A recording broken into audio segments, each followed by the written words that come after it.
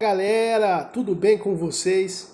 O meu nome é Diego Campos e é um prazer estar aqui com vocês mais uma vez. Bom, galera, seguinte, na aula de hoje a gente vai trabalhar um tema atual, né, que tem uma continuidade com a nossa aula anterior, que foi sobre globalização, e dentro dessa temática a gente vai desenvolver um pouquinho sobre a questão do desemprego, tá bom? Bora lá! Bom, vocês devem se deparar muitas das vezes nos noticiários com essas cenas aí, né? Filas e filas de desempregados. Parece algo simples, né? Bom, desempregado é simplesmente aquele cara que não está empregado. Parece uma questão óbvia, né? Mas será que é só isso, né? Por que as pessoas não têm emprego? Por que falta emprego? Será que é tão simples assim responder essas questões? Bom, na aula de hoje a nossa ideia é tentar fazer um pouquinho desse percurso para chegar a alguma resposta um pouquinho satisfatória a respeito desse tema. Bora lá? Bom, para a gente começar a falar de desemprego, é necessário que eu faça uma reflexão com vocês sobre os tipos de desemprego, tá?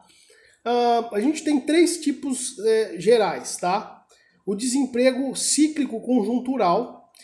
Qual que é esse desemprego cíclico conjuntural? É aquele tipo de desemprego que ele é relativo às conjunturas ou a alguma situação que ocorreu. Por exemplo, a gente está passando uma pandemia e por conta do isolamento social, né, por conta da pandemia, obviamente, muitos comércios foram fechados. Muitos serviços deixaram de ser prestados. Então, a gente teve o quê? Uma falta de dinheiro circulante e ocasionou em que muitas empresas, para cortar custo, elas tiveram que demitir funcionários. Bom, então eu tive um desemprego por conta de uma situação específica, conjuntural. A pandemia ela não vai durar para sempre. Então, obviamente, assim que a vacina for descoberta, uma boa parte, né, dos postos de trabalho eles podem ser retomados. Então eu tenho uma situação conjuntural, né, ela é temporária, que vai causar um determinado número de desempregados. Bom, esse é o tipo do desemprego conjuntural. Pode ser uma pandemia, pode ser um conflito armado, pode ser, sei lá, uma geada que vai destruir uma plantação e vai ocasionar desemprego num determinado local. Então, situações específicas e temporárias. A gente vai chamar de desemprego conjuntural. Existe o desemprego friccional. E é interessante o desemprego friccional, porque ele decorre do tempo necessário para o mercado de trabalho se ajuste. Em outras palavras, o desemprego friccional ele pode acontecer porque quem está disponibilizando a vaga não conseguiu chegar àquela pessoa que tem os requisitos para a vaga. Então, às vezes, uma empresa ela quer contratar um programador com certas especificidades, um certo perfil, e aquele programador que tem um certo perfil e tem aquelas especificações para a vaga, ele não sabe da vaga. Então, às vezes, o desemprego existe por uma falha de comunicação entre a pessoa que quer contratar e a pessoa que quer ser contratada. Esse é o desemprego friccional. Por mais bizarro que possa parecer, né, esse segundo modelo, ele é real, ele é real e a gente vê casos assim todos os dias, né? E existe um terceiro, esse talvez seja o mais interessante da gente poder trabalhar melhor, né? Porque esse é uma questão estrutural, ou seja, é uma questão permanente, é uma tendência, né, que tende a acontecer, né, por um bom tempo. Né? A gente não tem uma previsão específica como a conjuntural. Até a vacina do coronavírus está tudo resolvido, as coisas voltam praticamente ao normal. Na estrutural, não. Né? Por quê? Eu estou falando de estruturas. Né? É uma coisa maior. Por exemplo, o que a gente pode entender como uma mudança estrutural? Tá? Quando a gente vai falar da Revolução Industrial e da globalização. Né? São dois processos nos quais o planeta está inserido. Tá? Então a gente vive hoje um sistema capitalista, industrial, globalizado. Tá, tudo bem, mas o que isso interfere no emprego? Tudo. Quando a gente vai falar, por exemplo, da questão da produtividade, as empresas, elas, para poder competir, elas começam a trocar mão de obra humana por máquinas. É uma tendência. É uma tendência estrutural. Não é uma empresa, duas empresas. Praticamente todas elas estão buscando esse tipo de alteração, porque elas visam lucro, né? A médio e longo prazo, o custo de uma máquina é muito inferior ao custo de um ser humano trabalhando, sem contar a eficiência da máquina. Então, pessoal, não necessariamente no desemprego estrutural a gente elimina empregos que eram humanos e não necessariamente a gente cria outros postos de trabalho, tá? E essa é uma mudança que está acontecendo no nosso mundo, né, atualmente. Bom, esse emprego estrutural, que é o que a gente vai trabalhar mais, porque ele é o que nos interessa de fato, ele vai mudar, ele é resultado dessas mudanças estruturais da economia. Então a gente falou da globalização, a gente falou, por exemplo, da Revolução Industrial, né? Ele não é fruto de uma crise econômica, ele é fruto de algo maior, né? De um processo de organização do trabalho e da produção, né? É muito comum esse tipo de desemprego atualmente em países periféricos, né? Em países subdesenvolvidos. E o Brasil ainda é subdesenvolvido. Por quê? A gente vai notar principalmente alguns setores como a agricultura e a prestação de serviço, até a própria indústria, são os setores que mais sentem esse tipo de impacto. Por exemplo, a agricultura. Se a gente pega os trabalhadores agrícolas que cortavam cana há um tempo atrás, então você tinha um alto índice de empregabilidade na agricultura. As pessoas cortavam cana, as pessoas plantavam cebola, batata, apanhavam banana ou mesmo laranja. Hoje, toda essa mão de obra que era intensa, ou seja, se tinha uma numerosa contratação de funcionários, não existe mais, porque todo plantio e toda colheita é feita por máquina. Então você nota um desemprego estrutural.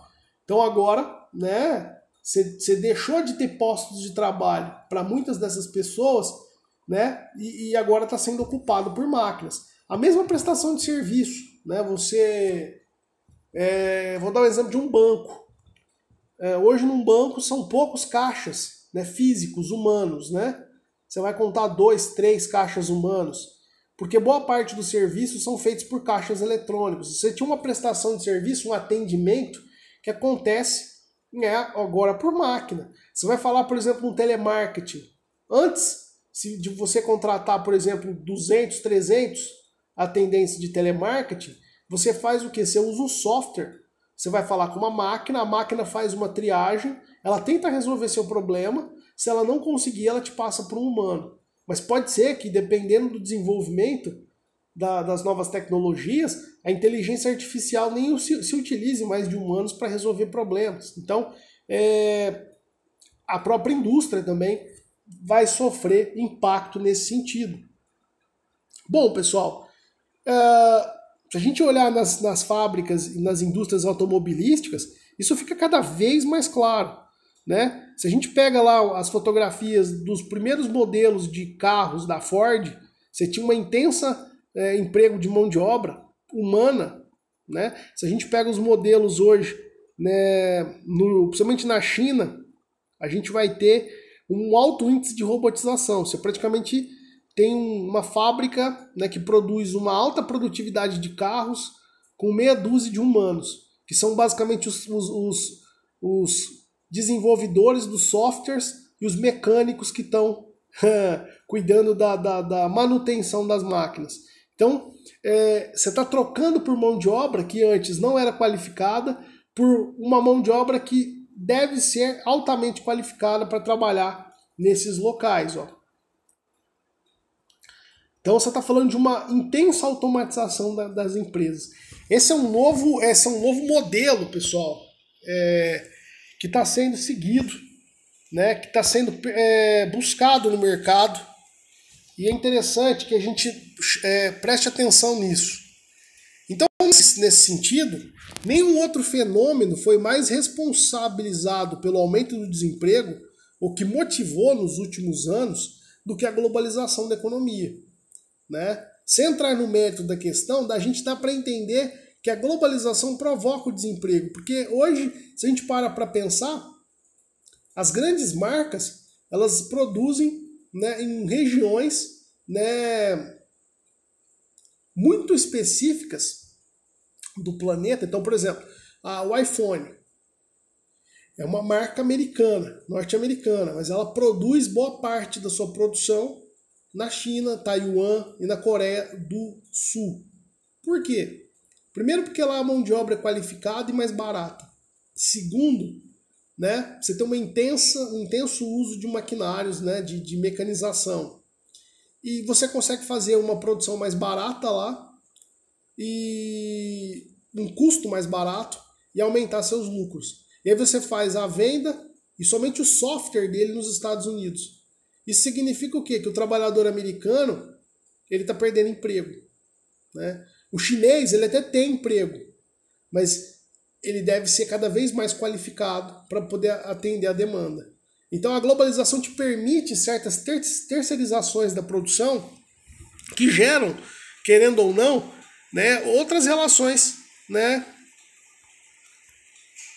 E aí a gente vai ter, inclusive, por conta dessa substituição da máquina, a precarização dos direitos trabalhistas, né? E a gente vai ver, por exemplo, esses aplicativos aqui que são um exemplo, né? Para muitos estudiosos, eles vão dizer a uberização dos direitos trabalhistas. O que significa isso? Você pega um motorista de aplicativo como o iFood, por exemplo, ou o Uber, né? O cara ele não é empregado do restaurante, ele não tem férias, ele não tem folga, ele não tem plano de saúde, ele não vai se aposentar, ele aluga bicicleta para trabalhar, ele não é empregado da empresa e ele é empregado de quem, ele também não é empregado de quem encomenda. Ou seja, para muitos, né, existe até uma crítica, esse cara é empreendedor, mas esse cara ele não tem segurança nenhuma do ponto de vista do direito trabalhista. Inclusive, por que ele se sujeita a isso? Justamente porque existe um desemprego estrutural e ele não consegue outro tipo de emprego senão aquele. Tá? Então ele se submete a um tipo de emprego cada vez mais precário do ponto de vista dos direitos. Né? Os trabalhos com carteira assinada, os trabalhos que a gente está acostumado lá, eles estão cada vez mais escassos, justamente por conta desse processo todo, né, que está acontecendo. Né? São condições de trabalho mais precárias, cargas horárias de trabalho maiores, né? E você tem muitas das vezes, você não tem o uso de EPIs corretos. E por que o trabalhador se sujeita a isso? Sabendo que ele corre o risco? Porque ele precisa ganhar seu salário para sustentar ele e a sua família. Né? Então, ele sabe muitas das vezes que por conta da máquina ocupar boa parte das outras vagas de trabalho, é aquilo que lhe resta. Tá? Então essa é uma crítica que se faz também, né? E até a gente consegue perceber algo interessante. Muitas profissões extintas, né? Que existiam e vão deixando de existir. Por exemplo, aqui a gente vê aqui a imagem de várias datilógrafas. A datilografia era um curso que praticamente todo jovem tinha que fazer antigamente. Por que não se faz mais? Porque tudo foi alterado, né? Com a emergência do computador, do celular, não há necessidade disso mais, né? Então a gente tem um outro quadro, né, relacionado ao mercado de trabalho. Você tem uma exigência muito maior por qualificação, tá? Você tem o grande aspecto hoje do currículo, né, da busca por emprego, se dá pela qualificação do profissional, né? O que o trabalhador pode fazer ou o que ele faz que a máquina não pode fazer? Essa é justamente a pergunta que se coloca, né? E aí, automaticamente, uma flexibilização da mão de obra. Você está dizendo um trabalhador qualificado e flexível, ou seja, que deve se adequar às diferentes realidades das empresas. O cara ele tem que aceitar um pouco de tudo e saber lidar com as diferenças. Esse é o grande X da questão do mercado de trabalho, né, no mundo contemporâneo e a grande tendência dos próximos anos. Então a gente tem aí um profissional aí com elevada escolaridade, né, com diversos cursos profissionalizantes, se possível, muitos deles com proficiência em língua estrangeira, porque a gente está falando de um mundo globalizado, onde muitas dos maquinários funcionam, né, em inglês. E daqui a pouco até em mandarim, né, porque a China se torna aí uma grande potência. E, obviamente, o domínio da informática é fundamental em todo esse processo. Beleza, pessoal? Bom, a ideia era essa. Espero que vocês tenham entendido. Um grande abraço a todos. E bora lá refletir um pouquinho sobre esses pontos aqui. Fiquem com Deus. Até mais.